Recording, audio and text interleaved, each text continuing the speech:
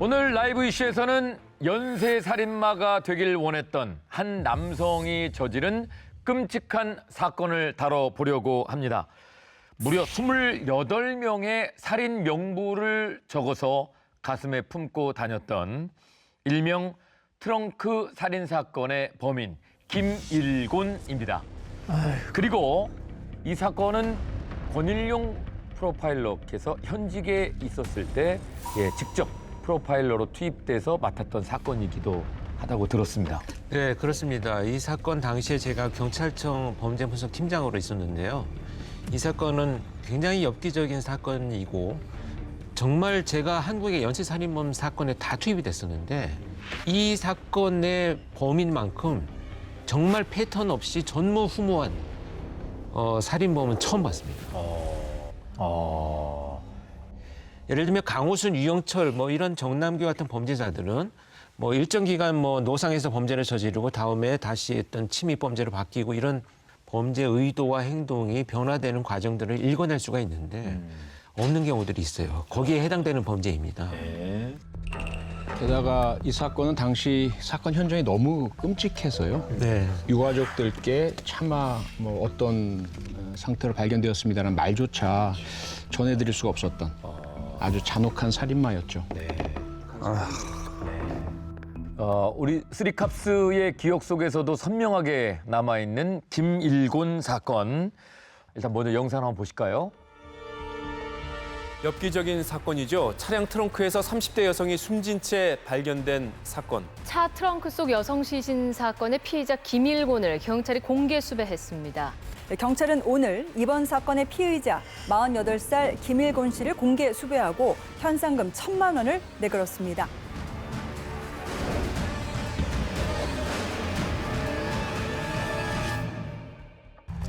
지난 2015년 9월 11일 서울시 성동구 낮 2시쯤인데요. 지금 빌라 쪽으로 들어가는 흰색 SUV가 보이시죠? 네. 자, SUV 차량 한 대가 성동구의 한 빌라 안으로 들어가는데요. 잠시 후에 이 주차된 흰색 차량에서 불이 나기 시작합니다. 그리고 신고가 되면서 바로 소방 차량들이 출동을 했습니다. 빠르게 진압에 성공을 했는데 큰일 날 뻔했다. 자, 문제는 여기서부터입니다.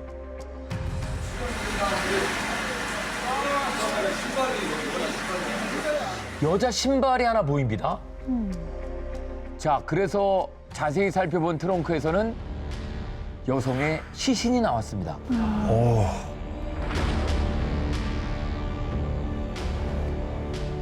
그래서 사건 현장의 CCTV를 살펴보니까요. 화재가 난 이후에 주차장 안을 서성이면서 돌아다니는 한 남자의 모습이 포착됐습니다. 이 남자는 주차장을 왔다 갔다 하면서 또 빌라 안을 기웃대면서 지켜보는 모습까지. 그리고 문으로 본인의 모습을 살짝 가리고 불이 나고 있는 차를 계속해서 지켜보고 있는 모습이 포착이 됐고요. 건물 밖으로 나오는 모습이 또 찍혔습니다. 뒤돌아서서 그가 지켜보는 모습은 바로 불타는 차량이었습니다. 불을 낸 건가? 방금 웃었어. 웃었어. 불타는 차를 보면서 씩 미소를 지어 보이는 이 남자. 바로 범인 김일곤이었습니다. 이틀 전 9월 9일 아산의 대형마트 주차장의 모습입니다. 장을 보고 난 이후에 한 여성이 카트를 끌고 본인 차량으로 가고 있는데요. 그때 이 여성을 따라가는 김일곤의 모습이 또 화면에 잡혔습니다. 자기 차량으로 가는 여성을 따라가는 김일곤인데요. 어떡해. 여성이 물건을 내리고 카트를 지정 장소에 두고 다시 차량으로 돌아왔는데 이때 숨어 있다가 이 여성의 차량으로 이동하는 김일곤의 모습. 여성이 차에 타고 곧 이어서 김일곤이 운전선 쪽으로 따라탑니다. 어떡해.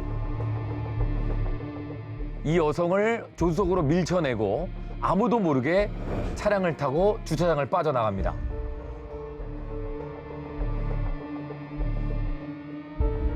내렸어야 했는데 못 내렸구나. 그리고 이 여성이 차 트렁크 안에 시신으로 발견이 됐습니다. 어떻게 한 거지? 가자마자 뭐 기절시킨 건가? 그러니까 뭐가 있나 뭐 못 내렸나. 자, 이제 차차 이제 사건에 대한 이야기가 좀 나올 텐데요. 네. 당시 발견 당시에 이 트렁크에서 발견된 시신은 35살의 여성이었습니다. 저분은 직장에서 회의가 있어가지고 사무실 용품을 사러 오신 거죠. 가던 길에 저렇게 이제 납치가 된 겁니다. 이제 경찰이 출동을 해서 소방하고 이 화재를 진압하다 보니까 트렁크를 열었을 때 종이 박스가 하나 펼쳐져 있었는데 그 틈새로 뭔가 이제 사람의 모습 같은 게 보이기 시작을 했어요.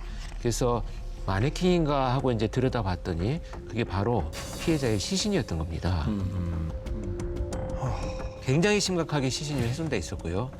저도 사실 오랫동안 현장에서 훼손된 시신들을 많이 봤는데 말씀드리기가 어려울 정도로 정말 심하게 훼손이 되어 있었는 상태로 발견이 되고 장기 일부도 사라진 상태로 발견이 됐습니다. 장기는 왜? 차에 불을 지른 건 일부. 뭔가 일부러 뭐 별로. 시신을 이렇게 좀 불태워서. 물태워서 뭔가 증거를 없앤다든지 뭐 숨기려고 한 건가요? 왜 그런 거예요? 뭔가 이유가 있었습니다. 김일곤이 저 차량에 불을 지르기 전에 그 근처에 있던 사거리에서 사고를 냅니다. 교통사고를 내고 도주를 해요. 소위 말하는 뺑소니 사고죠. 그리고 나서는 걱정이 됐던 거죠. CCTV에 찍혔을 텐데 이 번호판 보고 추적하지 않을까. 그런 걱정을 하고 빌라에 앞서 보신 대로 그 차량을 주차를 합니다. 그리고 나서는 이 차량 안에 자신의 지문이나 흔적 이런 것들이 남아있을 것이 걱정이 됐죠. 그다음에 이제 시신의 흔적도 걱정이 됐고요. 그래서 이 흔적들을 모두 지우기 위해서 불을 지른 것입니다.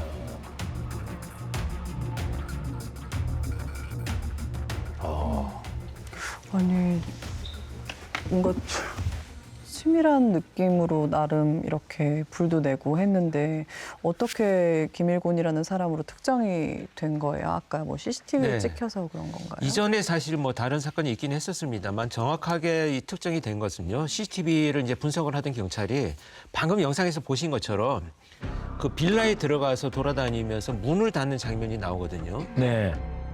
저기에 지문이 찍혔습니다.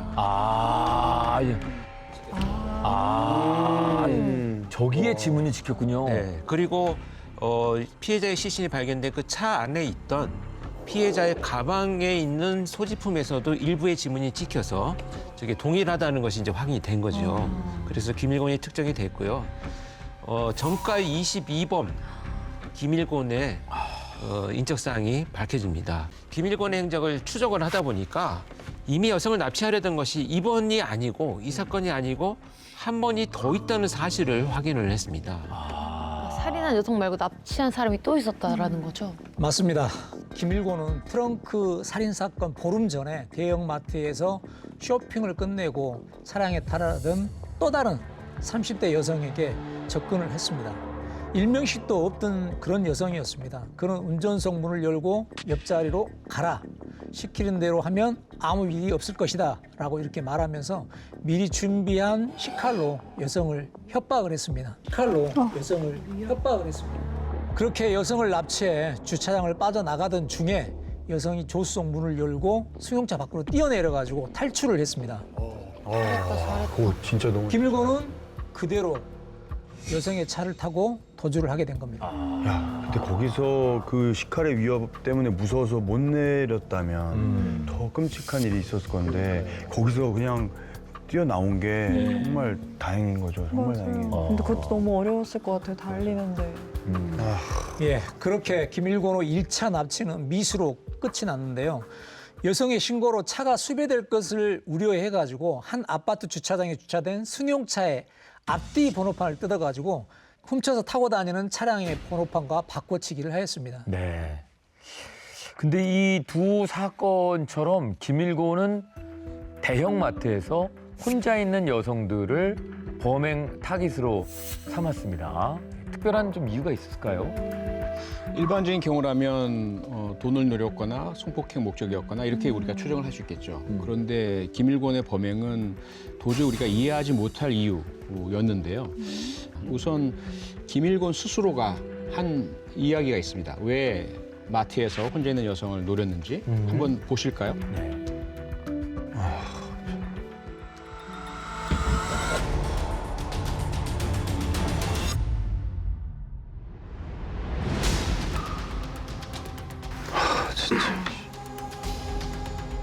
영등포 폭행 사건이 있었어요. 그게 판사님한테 단호소리를 내가 올린 게 있어요. 그거 보지 마시고요. 제가 영등포 폭행 사건 때 저희가 피해자였는데 지금 가해자로 돼갖고 지금 벌금 50만 원. 자, 들어갈게요. 그런 거로 이래가지고 내가 죽이기 위해 가지고 내가 죽이기 위해 가지고 내가 뭔 소리야. 폭행 사건? 그러니까 누구를 죽이려고 했는데 다른 사람이 죽게 됐다. 그리고 내가 가해자가 아니고 피해자다. 뭐 이런 얘기들을 막 하는데요. 근데 김일권의 주장은 이제 사건 발생 3개월 전으로 돌아갑니다. 살해 사건 발생하기 3개월 전에 2015년 5월이죠. 한 폭행 사건이 발생합니다. 어떻게 발생했냐면 당시에 김일권이 오토바이를 타고 있었어요. 그 오토바이를 타고 가다가 한 차량 앞으로 무리하게 이렇게 끼어들기를 합니다. 그러자 깜짝 놀란 20대 차량 운전자가 경적을 울립니다. 그래서 시비가 붙었는데 출동한 경찰에 의해서 이제 사건 조사가 이루어졌고 김일권은 폭행의 가해자가 됩니다. 결국 벌금 50만 원형의 유죄를 선고받게 됩니다. 그래서 상대 차주에 대해서 불만을 품게 되고요. 사건 소송 서류에서 차량 운전자의 주소를 알게 돼요. 이 주소지로 찾아갑니다. 찾아가서는 당신 때문에 내가 벌금 50만 원 내게 생겼으니까 그 돈 50만 원 당신이 대신 내달라라고 요구하면서 2달 동안 7차례 찾아가는 행위를 했고요. 몇 번은 칼을 들고 살해 협박까지 했다고 합니다. 내가 가해자가 돼서 벌금 50만 원이 그 얘기네요. 그 얘기예요. 그 얘기입니다. 근데 지금 이 벌금 50만 원 사건이랑 30대 여성들을 납치한 게 무슨 상관이 있는 거예요? 뭐 사회 앙심을 품어서? 김일권은 이렇게 주장합니다. 당시 폭행 시비가 있었던 이 차주는 그 지역에서 작은 노래방을 운영을 하는 분이었습니다. 그래서 김일권은 젊은 여성을 납치해가지고 노래방 도우미로 꾸며서 차주인 노래방 운영자를 다른 장소로 유인을 해서 살해할 계획이었다라고 주장을 하고 있습니다. 그게 무슨 말이에요? 근데 뭐 그게 실패해서 죽였다는 건가요? 뭔 얘기야? 그러니까 상식적으로 좀 그것도 말이 안 되는 게 납치를 해서 그 사람을 데리고 그것도 말이 좀 안 돼. 말이 안 되는.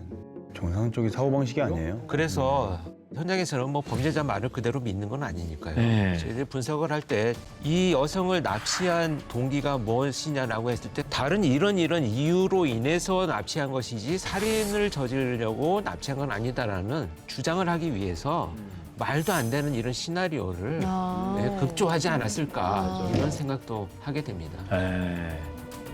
어차피 저는 이 범죄를요, 애초에 성범죄를 저지르고 피해자를 살해할 의도가 있는 강도 살인의 의도를 가진 범죄로 분석을 하고 판단을 하고 있었기 때문에 이런 그 말도 안 되는 주장들은 묵살을 하게 되는 거죠. 특히나 이 차주 그분이 운영을 하던 이 노래방은 뭐 도우미가 오거나 이런 것도 아니었어요. 그러니까 전혀 뭐 해당도 안 되는 그런 노래방이었죠. 네. 차주를 죽이겠다. 여기에도 참 의문이 드는 게 7번이나 피해 차주를 찾아갔잖아요. 네. 실제 차주가 김일권이 나타난지도 모르고 걸어가고 있는데도 공격을 못했어요. 마지막에 찾아왔을 때 이 차주는 김일권한테 이렇게 얘기를 합니다. 이왕 이렇게 됐으면 그냥 차라리 빨리 죽여라 라고 하니까 오히려 김일권이 도망을 갔어요. 남자 못 죽이는 거죠. 그렇죠. 그러다 보니까 이제 자존심이나 자존감도 굉장히 떨어지는 이런 상태가 말도 안 되게 자기로부터 유발이 됐음에도 불구하고 공격적인 분노가 계속 쌓여가기 시작을 하는 거죠.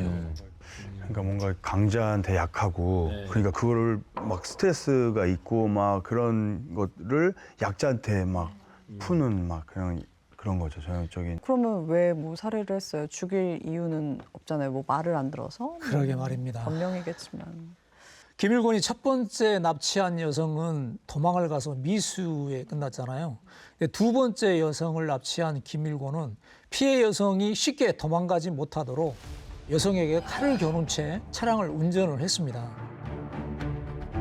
근데 여성이 기지를 발휘해가지고 소변이 마렵다고 공터에 차를 세우게 했습니다. 소변을 보는 척 하다가 여성이 도망을 치는 겁니다. 그렇지만 얼마 가지 못해가지고 김일곤에게 붙잡혔고요. 김일곤은 계속 살려달라고 외치는 여성의 목을 졸라서 살해를 했습니다. 얼마나 무서웠을까 진짜. 도와줄 사람도 없고 너무 무서웠을 것 같아요. 그거 생각해보면. 일반적인 살인 사건 같은 경우면 사람을 살해하고 나서는 두려움, 공포심, 또 죄책감 이런 것들 때문에 이 사건으로부터 도망가거나 증거인멸하거나 여기에 골몰하게 되거든요. 근데 김일곤은 그게 아니라 더 잔인한 행동을 하기로 합니다. 어떤 행동이냐면 피해 여성의 시신을 훼손하기로 결정을 해요. 네, 그래서 당시에는요, 제가 현장에 투입이 돼서도 시신도 확인을 했었지만 그 정도가 보면 굉장히 잔혹했지 체계적이지는 않았어요. 그러니까 이 혀도 굉장히 훼손이 많이 돼 있었거든요. 그러니까 이런 자기가 갖고 있는 온갖 감정에 대한 표출들이 시신에 많이 나타나 있었던 그런 사건이지 어떤 목적을 가지고 일어난 시신 훼손, 범죄 이런 유형은 아닙니다. 왜 그렇게 되었을까 분석을 해보면 우선 첫 번째는 좌절감이었던 것으로 보입니다. 원래 목표로 삼았던 차량 운전자 결국 자신의 목적 달성을 못했잖아요. 겁이 나서 돌아오고 주저했고 그 좌절감이 첫 번째고요. 두 번째는 김일곤이 살아가면서 여성들에 대해서 좀 컴플렉스를 가지고 있었던 것 같아요. 자기가 좀 약하고 왜소하고 그다음에 일정 이제 직업을 수행하다가 해당되는 고객들 중에 자신한테 불이익을 주고 무시했던 여성들이 있었던 것 같아요. 그래서 여성에 대한 혐오 심리를 좀 가지고 있었습니다, 김일곤이. 그래서 이런 부분들을 모두 자신의 어떤 그 분풀이 형태로 여성 시신을 훼손하겠다라고 결심을 하고요. 그리고 아주 잔혹하게 시신을 훼손하게 됩니다. 그런데 그런 혐오성 범죄들로 이제 이 사건 전체를 유형화시키기는 어렵습니다만 굉장히 비열한 지점들이 있었어요. 예를 들면 이제 제가 경찰청에서 팀장을 하고 있으면서 서울경찰청 프로파일러 팀이 이제 저와 같이 투입이 됐었는데 거기 여성 프로파일러들이 많이 있습니다. 그래서 밖에서 제가 모니터링을 하고 있는 걸 보니까 굉장히 무시해요. 여자를. 그러니까 여성도 그렇고 자기보다 나이가 어리면 남자 형사들도 굉장히 막 무시하고 하대하는 이런 모습들이 있어요. 반말을 한다든지 이런 모습들이 보여서 애초에 제가 말을 그냥 놓아버렸어요. 네가 나이가 어리니까 내가 지금부터 너한테 반말을 할 거야. 이렇게 시작을 했는데 그 권위에 대해서는 아주 온순한 모습이 나타나기 시작을 했습니다. 세게 나가면 그렇죠. 그러니까 이 김일곤의 삶의 라이프 스타일을 들여다보면 자기보다 힘세고 능력 있는 사람들 앞에서는 비굴하고 피하고 도망가고 이런 삶을 살면서 약자들을 비열하게 공격하는 그런 범죄가 22건이나 이 전가로 남아 있었던 거죠. 그래서 성장기에 어떤 사회화되는 과정이 거의 없었다. 오직 그 자기중심적인 사고, 자기를 기준으로 세상을 바라보는 삶이 끝없이 이어지다 보니까 조금이라도 자신한테 피해를 주는 사람이 있다면 못 참는다. 이런 왜곡된 사고방식을 갖게 되는 거죠. 지금까지 히든아이에 나왔던 그런 패턴들이랑은 좀 많이 달랐나 봐요. 네. 기존의 다른 사이코패스 연쇄살인범들하고 가장 큰 차이점이라고 한다면 정말 너무나 충동적이고 즉흥적이어서 어떤 범죄가 어떤 방식으로 나타날지 예측이 어려운 굉장히 힘든 타입의 범죄자였습니다. 너무너무 위험한 사람이네요. 어디에 튈지 모르는 게 사실 제일 어렵잖아요. 네, 이 사건 여기서 끝이 아니었습니다. 이렇게 잔혹하게 피해 여성의 시신을 훼손한 이후에 운전을 해서 여기저기를 다니게 되는데요. 서울, 경기도 양평, 강원도 홍천, 인제, 강릉, 동해, 삼척, 그리고 경북 울진, 영덕, 포항 등을 거쳐서 부산까지 이동을 해 갑니다. 이렇게 내려간 거네요, 계속 실컷? 도대체 왜 부산까지 갔느냐라고 했더니 김일곤의 주장은 이 피해 여성의 면허증상의 주소지가 경남 지역으로 되어 있더랍니다. 그래서 비록 자신이 살해하긴 했지만 이 피해 여성을 고향에 가장 가까운 곳에 가서 묻어주는 것이 도리다라는 판단이 들어서 부산까지 내려갔다라고 주장을 했습니다.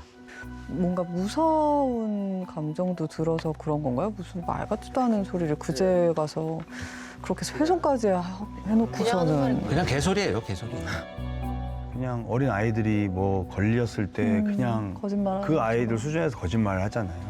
그런 것처럼 그냥 그 순간 누가 물어보니까 그냥 뭐 피해 나가려고 하는 변명이 면피하려고 하는. 그냥 뭐 깊이 생각하지 않고만 말하는 사람 같아요. 그렇습니다. 부산에서 차량 검문 검색하는 것을 본 김일곤은 발각될 것이 두려워가지고 다른 차량의 번호판을 절취를 했습니다. 그렇게 해서 그 번호판을 자기 차량에다 달고 서울로 오게 된 겁니다. 그리고 납치 이틀 후인 9월 11일 뺑소니 사고를 냈고 이 모든 것을 덮기 위해서 서울 빌라에 주차한 다음에 차에 불을 지른 겁니다. 저렇게 불을 지르고 나서 그 인근에 큰 백화점이 하나 있어요. 거기에 가가지고 도망가서 옷을 다 새로 사서 갈아입고 또 신발도 바꿔 신고 도주 행각을 이어가는데 너무 위험한 범죄자다 보니까 빨리 공개 수배를 해서 막아야 되긴 하는데 너무 패턴도 없이 충동적이니까 오히려 공개 수배가 또 누군가를 공격하게 되는 자극제가 되지 않을까 이 기로에 섰는데 저는 어쨌든 간 현장 실무자의 판단으로서는 이 범죄자 같은 경우 충동성이 너무 높아서 최소한 2, 3일을 숨어서 그냥 있을 정도는 아니다. 이 정도 되면 분명히 어떤 사람들하고 시시비비라도 되어가지고 공개가 될 수 있는데 그때 그냥 내보내면 안 되니까 모든 경찰한테 전파를 하고 공개 수배를 해야 된다라고 했습니다. 결국은 현상금까지 걸리면서 공개 수배가 되어서 3일 만에 9월 17일 흉기 난동이 일어났다는 신고가 들어옵니다. 흉기 난동? 당시 상황을 한번 보시죠. 보고 나서 제가 설명을 더 드리겠습니다. 잡으려고 하니까 흉기를 쓴 건가? 흉기는.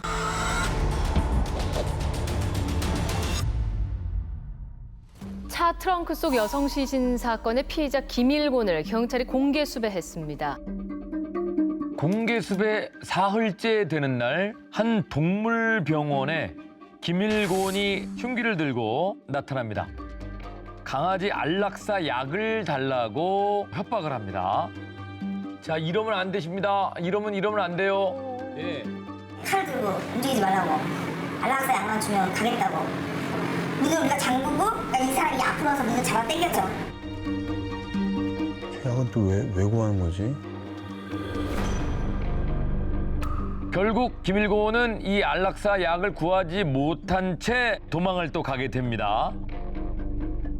신고가 됐고 경찰이 출동했는데 아까 말했던 인상착의의 사람을 마주쳐서 보니까 김일곤 같은 거예요. 그래서 경찰이 검문을 합니다. 검문하는 과정에서 이제 김일곤이 흉기를 꺼내서 저항합니다. 위험해. 안 돼. 네. 복대에 20cm 크기의 칼 2자루를 지금 차고 있었고 이 과정에서 경찰이 다치기도 했습니다.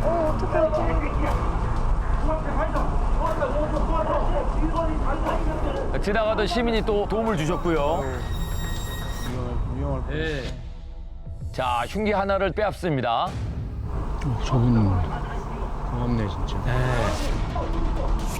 복대에 차고 있었던 흉기까지 뺏었고 주머니에 있었던 흉기까지도 칼을 3개나 갖고 있었어요. 네. 이렇게 체포가 됐습니다. 큰일 날 뻔했다. 너무 다행이다. 너무 다행이다. 아니 근데 사실 시민분 같은 경우는 흉기 봤으면 되게 놀랄 법도 한데 침착하게 잘 도와주셨네요, 정말. 그러게요. 자기가 잡힐 것 같으니까 흉기를 여기저기 많이 갖고 있었는데요. 김일곤을 체포하는 과정에서 이때 발견된 게 바로 28명의 사람 이름이 적혀 있었던 종이 바로 살생부였습니다. 영화 같은 데서나 나오지 실제로 저렇게 살생부를 적어놓고 다니는 사람 처음 본 것 같아요. 네. 거기에는 누가 어떤 사람들이 좀 적혀 있었습니까? 그 종이에는 자신이 지금까지 살아오면서 이 사람 때문에 내가 정말 무시당하고 피해를 입었다라고 생각한 사람들을 전부 다 정리해 놨었습니다. 몇 년 전에 조사받았던 형사의 이름도 있었고 재판을 한 판사도 있었고요. 그다음에 불친절하게 대해줬다라고 생각하는 간호사나 의사도 있었어요.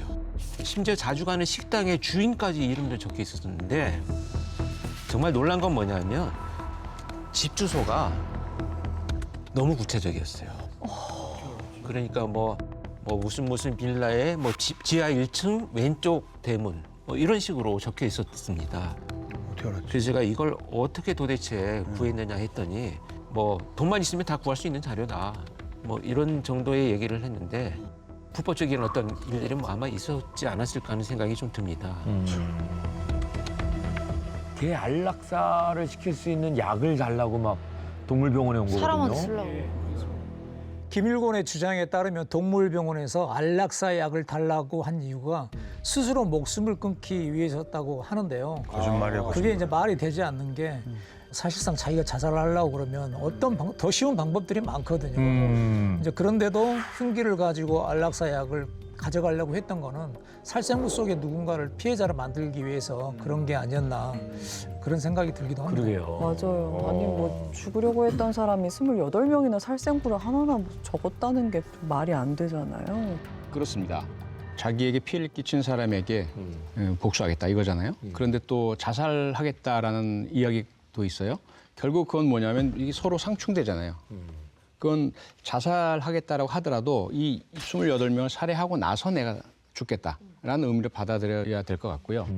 살생부를 이해하기 위해서는 과거에 있었던 유사 사례들을 좀 봐야 됩니다. 온보현이라는 연쇄살인범 역시 자기가 자살하겠다라고 해놓고서 자살하기가 겁나고 무서우니까 이것은 달성하고 죽겠어라고 한 게 자기 나이만큼 여성을 살해하고 죽겠다라고 하면서 살인 일지를 만듭니다. 강남 고시원 방화 살인 사건 범인 정성진 역시 죽고 싶은데 죽기가 무서워서 죽기 전에 내가 사람들을 죽이겠어라는 그 이유만으로 고시원에 불을 지르고 나온 사람들을 살해하고 일지를 작성을 하거든요. 김일곤 역시 결국은 자기 삶에 있어서 의미를 상실한 겁니다. 남들에게 인정도 못 받죠. 그리고 만족도 못하죠. 비참하죠. 죽고 싶은데 죽긴 무섭고 겁나요. 그러다 보니까 좀 인정도 받고 의미를 남기고 가겠다라는 말도 안 되는 그것을 어떻게 이렇게 리스트를 만들어서 사람을 죽이는 것으로 자기 스스로가 만족을 느끼고 성취감 느끼고 그것이 이제 살생부의 혼자만의 의미다 이렇게 이해해야 될 것 같습니다. 결국 이렇게 체포된 김일곤, 체포된 직후에 경찰서로 연행이 됐는데요. 연행 과정에서 그가 무슨 말을 했는지 직접 한번 들어보시죠. 듣기도 싫어.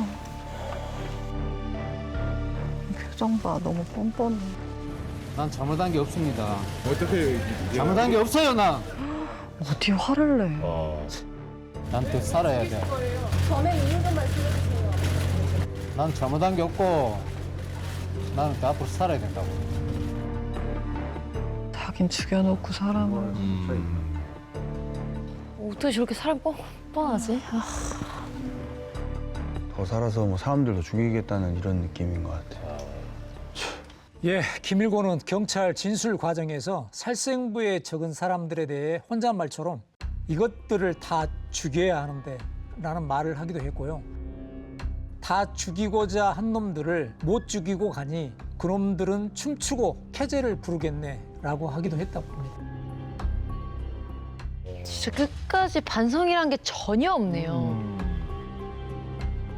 그동안 우리가 정말 끔찍하게 범행을 저지른 경우도 많이 봤죠. 그런데 대부분의 경우는 범행을 저지르고 나서는 대부분 죄송합니다, 잘못했습니다, 피해자에게 사죄드립니다 라는 말이나 태도를 보였거든요. 근데 김일곤은 끝까지 전혀 소위 우리가 흔히 인간의 기본 양심조차 없다라고 할 만한 이런 범죄자이지 않습니까? 김일곤 결국 강도살인, 특수강도살인, 일반 자동차 방화, 또 살인 예비 등 13개의 혐의로 재판을 받았고요. 모두 유죄가 인정됐습니다. 그리고 무기징역형을 선고받았습니다.